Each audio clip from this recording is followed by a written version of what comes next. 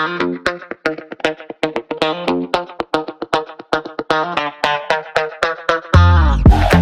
is happening, everybody? I'm Larry Roberts. And I'm Sarah Lucy, and this is Brandon, your comprehensive guide to creative branding. And on take 3 of this episode, we're going to be taking a deep dive into social media. You know how much we both love it when it's taken us 3 attempts to even start talking about it. Yeah, let's start again. Let's just do it again. Oh, you have nothing to say about it either? Yeah, same. No, but seriously, man, social media, it's something that we have to do. And, while I'm sitting here talking about it, I will be the first to say that I don't post nearly as regularly as I should. Oh, me neither. And it's funny, someone has asked me, like, how do you promote your podcast on social media? And I'll be like, do not look at mine. And I will actually point them to other people's to be like, oh, do what they're doing. Yeah, they do amazing. Yeah. They do an amazing job. Yeah. One of our clients, actually, Women Share podcast hosted by Leah and Joanna, they're one of the examples I give because they do great. They do. They build up anticipation for each and every episode with nice quote cards and additional information building up to the episodes that they drop. They do a tremendous, especially on LinkedIn. Yeah, like that's like their main platform. So they are all over it. And we're just like, oh, that's smart. We should try that. Meanwhile, we're supposed to be the experts. And you know what? As a testament to our expertness, I'm also a very professional speaker. Our expertness is demonstrated not only with Women Share, but another one of our clients, DJ Alojo, does an amazing job too. He really does. And I'm super impressed with him because he really took his show and ran with it. We helped him launch and did the first couple episodes and really built it out for him. But then he's just been like, all right, I got this, guys, and has just gone and ran with it and has done such a great job. Meanwhile, did either of us promote the last episode that went out? For our show? Yeah, I don't think so. I know I built some reels for us to use. We didn't post them. What is today? What are we recording on Thursday? Our show came out Tuesday. Yeah. So we're probably gonna finish recording this episode and go share and maybe publish a couple of reels that we spent the time to create. But I mean, that's kind of where it's at. It's so hard to sit there and make that commitment to post each and every day, in some instances, multiple times a day. And it's funny because even before we connected today to do this recording, I was doing human things like putting out the trash for the trash guys on Thursday morning. And I was out in my garage breaking down boxes. And what was I listening to? I was listening to a Gary Vaynerchuk video on YouTube. And what was he talking about? He was talking about posting on social media, how he posts over 60 times a day on his social media. That's too many. Well, for the vast majority of the world, yes, that's too many. And we don't take into account so many times that he has a massive team and he spends tens of thousands, if not hundreds of thousands of dollars a month just on social media. But how many things do you possibly have to say in a day? Well, and one of the things that a lot of people ask that same question, and a lot of it boils down to the fact that you could say the same thing because there is a massive chance that the same people aren't going to see that same content. You could post it 12 times a day, and odds are different people are going to see it at different points throughout the day. And that's something that, and it's something that we just don't really take into consideration. We go, oh, I've already posted that, or I posted it on this platform over here. I can't post the same thing on this platform over here. Now, at the same time, each platform is designed in a certain way with their own proprietary algorithms, and they're specifically designed for a particular audience. So posting the exact same content on multiple platforms may not give you that return on impact that we talk about so often, but it shouldn't stop you in your tracks from doing it anyways, from posting something to promote your brand or promote your business or promote yourself. And that's kind of what led to this conversation in the first place. It wasn't that we want to get on here and embarrass ourselves for not posting as regularly as we should, or scold any of our listeners for not posting regularly either. But we were having a discussion about, what do we post? on social media. And I think it was interesting as we got deeper into that conversation, the transformation that at least my social media has seen over the years. Yeah, I feel like people when they have their own company, like it's something that is basically just them. So for me, I have Favorite Daughter Media, you have Red Hat Media. People make the decision to either create social profiles specifically for their brand or not. And I chose to do it. So Favorite Daughter Media has basically everything but Twitter, X, whatever you want to call it. It has its own LinkedIn, its own Instagram, its own Facebook, so that I don't have to feel like I'm hitting my friends with just like marketing and like brand content constantly, even though I basically share everything I post anyway. Sure. But you did it differently. You didn't create social profiles that you really use for Red Hat Media. So your personal like page has basically become your brand page. Yeah, and now the only place where you will find a Red Hat Media social media profile or page is on Facebook. I do have a page there, but I don't use it No. regularly. I don't post to it regularly. Sometimes I'll dual post when I Mhm. post on Facebook or Instagram. I'll dual post on Red Hat Media as well. I But remember we had a conversation where you're like, I need to start doing that. I'm going to change the handle, make it match, and I'm going to start really using it. And yep, we did not do that. no, no, and I think this goes back to a previous episode where we're talking about getting that maybe not so positive feedback from time to time. Mm, And this is another instance of where we're exposing ourselves. And if you look back, I used to do quite a few reels, quite a few TikToks out there, not quite a few, but I started doing the whole TikTok gig too. But I did quite a few reels. And in all honesty, the engagement on those reels was fairly good. A couple of them mhm. was really good, but I still stopped. Yeah. And one of the biggest reasons that I stop is because I do have that stupid voice back here going, bro, don't do nobody wants to hear you give that take on that particular subject. No one cares. No one cares what you have to say about that. And a lot of times that voice is overwhelming. And I do go, well, I'll do it some other time. And it ends up not happening. But that's a different tangent that I'm going on there as compared to what you were talking about and how we use our social media profiles. I was gonna say, I feel like some people use social media as like a sales platform, which I don't do. And I don't think, in my opinion, it's that effective. I feel like you need to make the connections with prospects and potential clients and your like your industry, all of it. You need to make those connections in person, whether it's at a conference, a networking event, what have you. Your social media should just kind of be where you build that community around your brand. And it should be where you're talking to people who already know you and just sharing more about what's going on. What are you doing now? What are you working on? Like what's going on within the company, what new projects, how'd you get there, telling stories. But it shouldn't necessarily be like people are going to find me via social media. It should be I found these people, let me bring them into social media. Yeah, I definitely dig that, and we're seeing that transition more and more now that we're coming out of the pandemic and that sort of thing. Hmm. We're starting to see where people are emphasizing getting back into real networking, person to person networking, in person networking. Going back to kind of what we were talking about before, where you're using your social media for your brand or vice versa.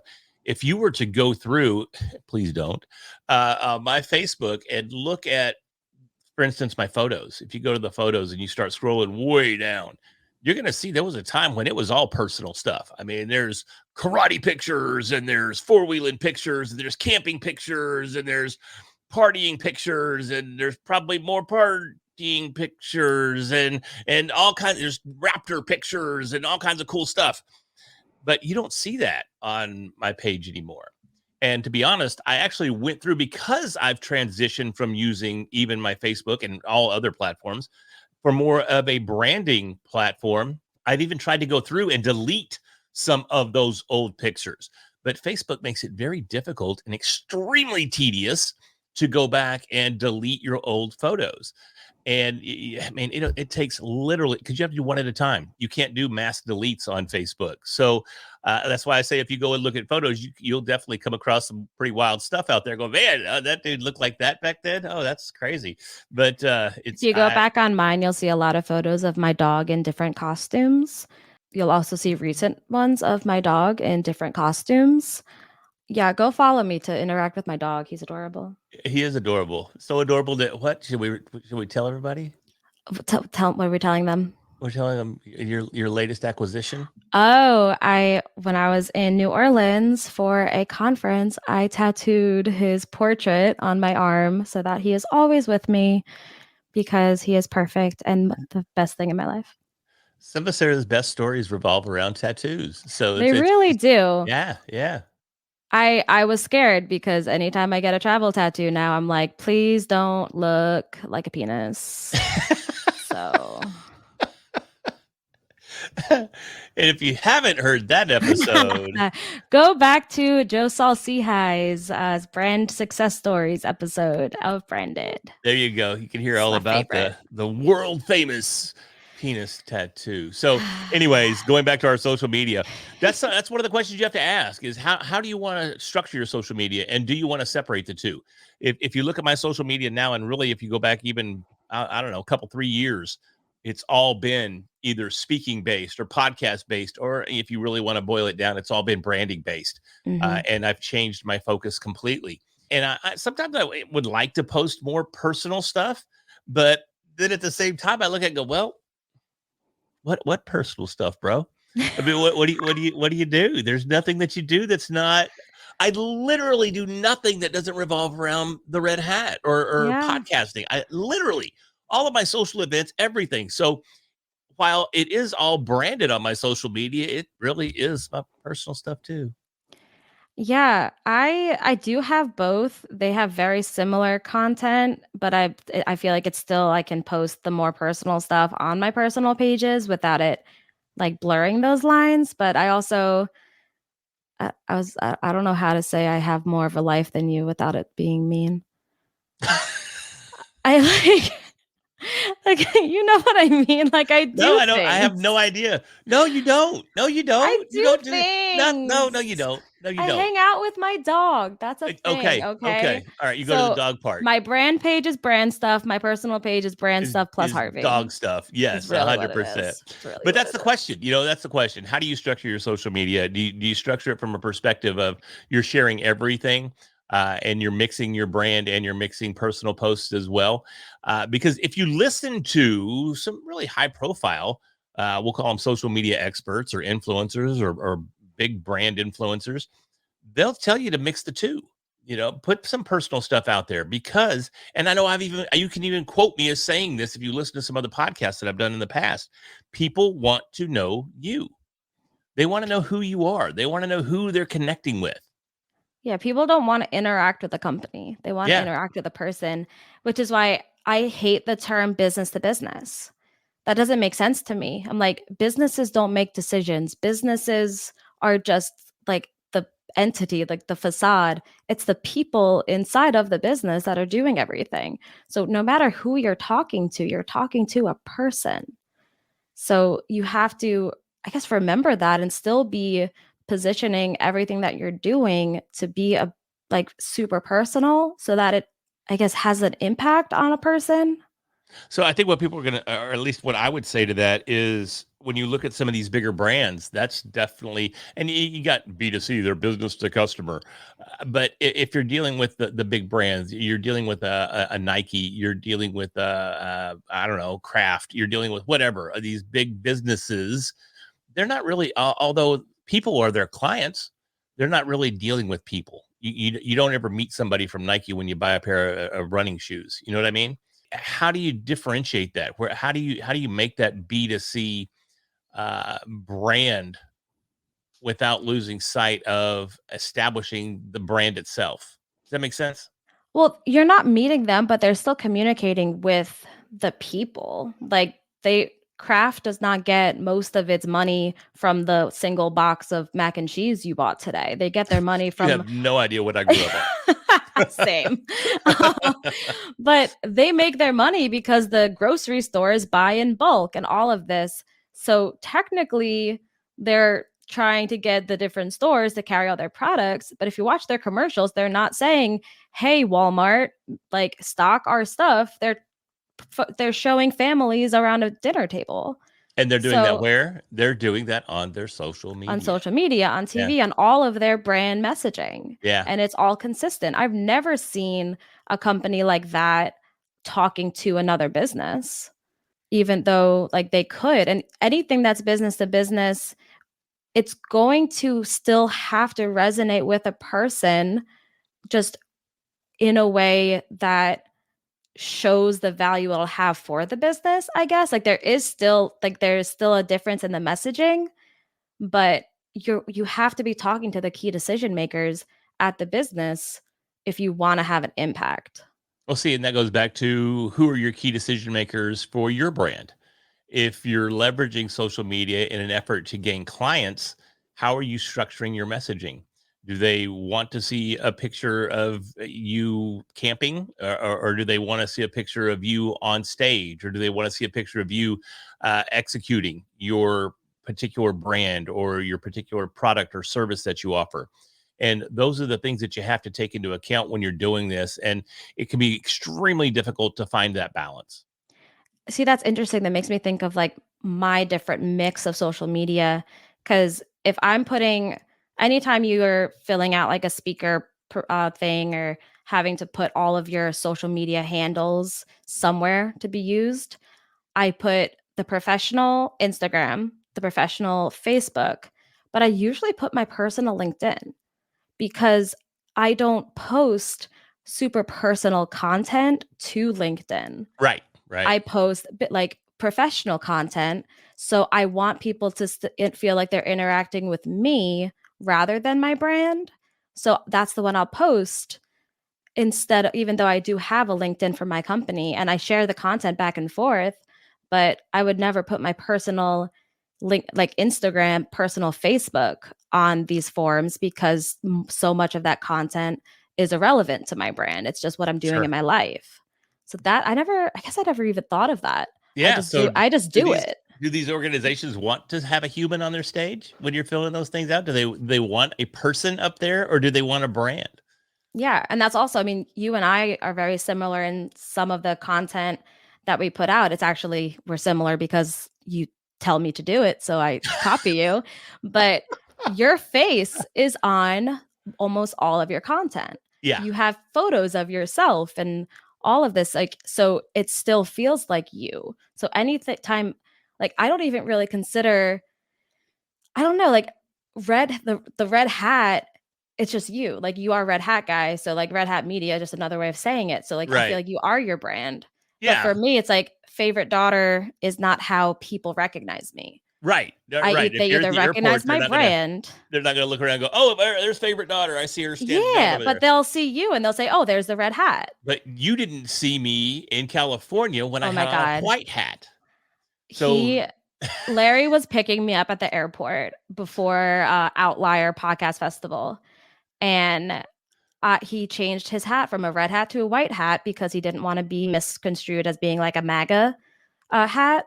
So because he we were in wore a, LA. yeah, we're in LA. Yeah. He wears a white ball cap and he's like, I'm at baggage claim. Like, meet me here and we'll go to the event. I walked right past him. Twice. I look at this man's face every day, but I did not see the red hat and I kept walking. It's he saw And me. He yeah, I recognizes watched. me. I watched. Yeah. Yeah. Yeah. So, and that just reinforces what you're saying is how do you structure that brand, and how do you demonstrate that brand across not just social media, but in every aspect of your life? There's literally no place that I go without this hat on. I mean, Mhm. literally, there's no place. I mean, if I go to lunch here in 30 minutes and I go to a restaurant here in town, I'm still going to wear the red hat. It does. If I go to a business meeting, I'm going to wear the red hat. And I think that's really what it boils down to as well is that while yeah, I didn't grow up wearing a red hat, and the red hat is He came a out the womb with that hat yeah, on. it's like, "What's up, y'all?" But it's a conscious decision to wear the red hat now, but it's still just part of me. Even if Mhm. it wasn't the red hat, I would still wear a flat bill ball cap. I'd still have it cocked 15 degrees to the right, and it would be the exact same style and structure of a hat. It Do you might use, like, a protractor to, like, make yeah, sure I it's do go, okay, okay? here's my nose and make it go Yeah, 15 degrees. Yeah, yeah, 100%. And if it's yeah. off, I go, oh, give it just a little. giving it Mhm. a little tweak. See, I was a Yeah. little shy there for a second, but now You we're right were. on. I was gonna say something. I'm like, It was I barely yes, recognize you. that's a little straight on there, Lair. But that's just how I wear my hats, and I have forever. I mean, I've always, sometimes I wore them backwards, but if it was forward facing, it was always just a little bit off center. So That's what that's makes what it you. yeah, that's what makes it branded. That's what makes it Mhm. authentic. That's what makes it resonate is the fact that I'm not trying to be something that I'm not or reflect an image that's not really who I am. Yeah. And I think that's the critical component to your social media. Make sure Whether it's you. make sure it's you and don't try to build a facade around something that's just not going to resonate because people see through that and Yeah. it's going to fail miserably.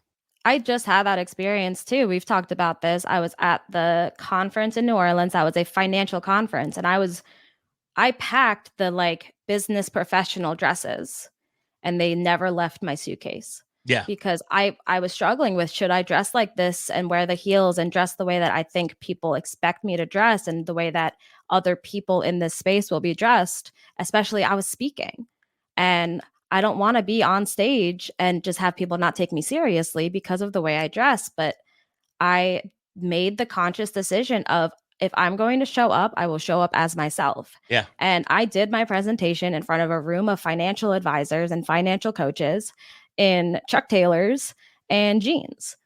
And I was okay with that. And I felt like myself and I felt comfortable. And people actually pointed it out and said, I had a call with somebody after the fact, and she's like, I am so glad that you showed up the way that you did because it was so refreshing. It was a breath of fresh air. I've never felt like I saw a speaker just be so much of themselves. Yeah. Yeah. And that's why I did it. I wanted to feel like me. So even if you go on my social media, everything is pink.